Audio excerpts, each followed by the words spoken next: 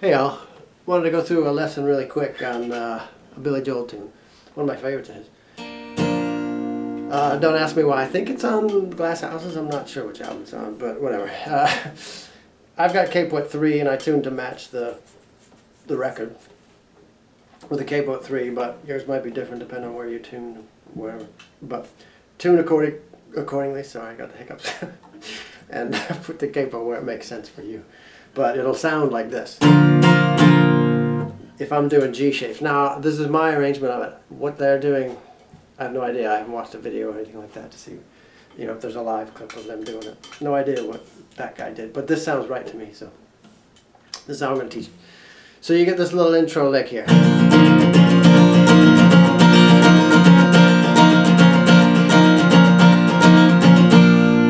I have no idea how many times they do that, maybe 6 or 8, whatever it is in the intro, but that's a little thing in G, and again I'm going to call them from the capo, so it'll be G, 3rd fret, from the capo. It's a little lick in G, but well, I guess maybe you could finger it the way you normally would on a G. No,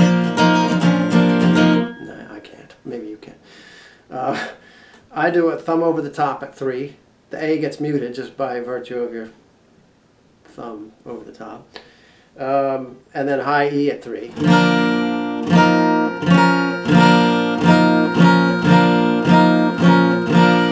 That's B0, B1, and then G3, which is kind of a dissonant sounding chord when you just hear it by itself.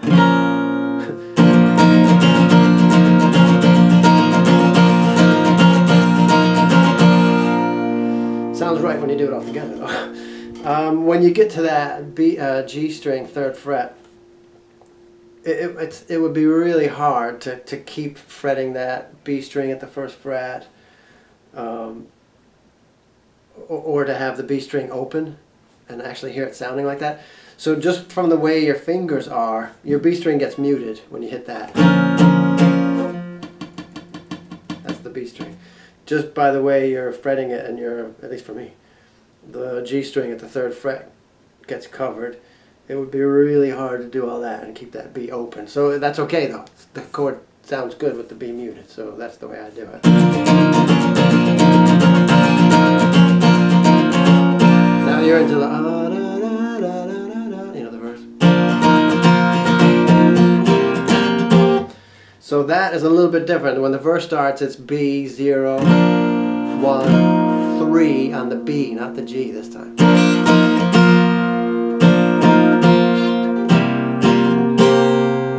Right, the next one is A7. Then B string goes up 1 fret. And that one is 1, 2, 3, 4, 5 from the capo, 5th fret. A open, D 5th, G open, B and E 5th. So far you got the intro.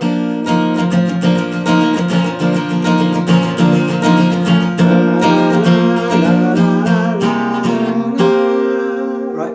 And so it goes G, da da da da da da da, A, da da da da da da da. So it's just going G, A, and D. You are no stranger to the street. But you could do that when it gets to the A and the D. You could do.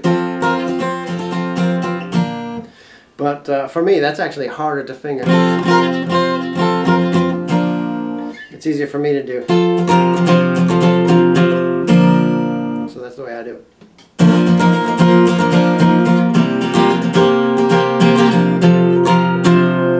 That's A and D open, B and E at 1, 2, 3, 4, 5, 6, 7. Don't hit that high E like I just did. So B goes 7, 8, 9.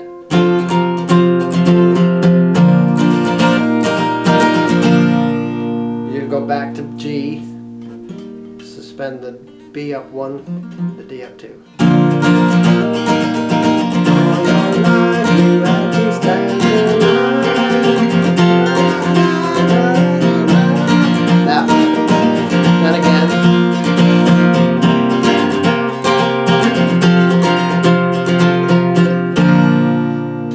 to the chorus. G to B7 to E minor to G7. And on this G7, for the sake of a full sounding G7, I play regular G7, but add that D note, so that's the B at the 3rd fret.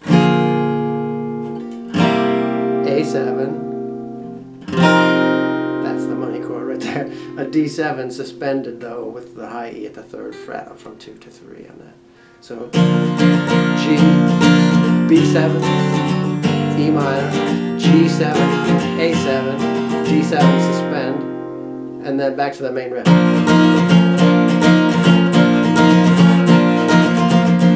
So now you're into another verse.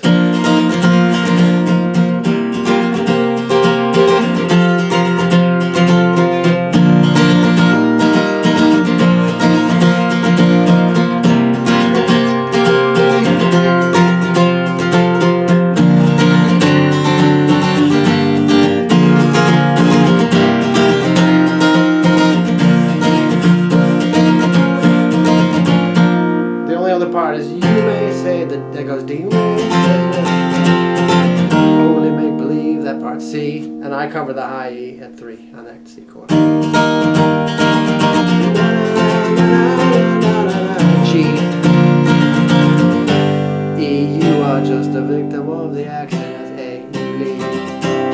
So as I'm of A, A7, E to E7 to A. Back to this. That's that D7 suspended chord, and then back into it again.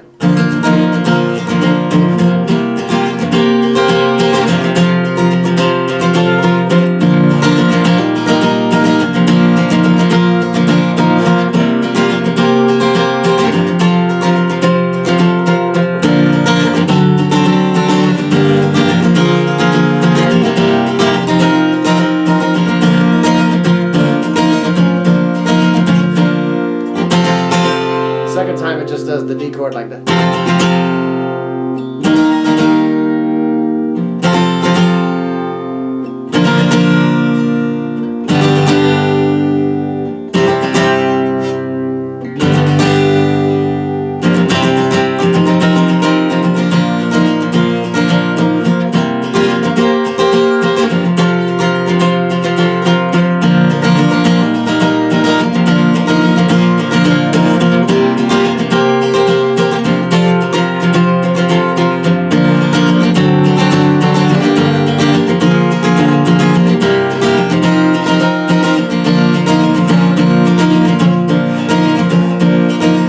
On that intro lick.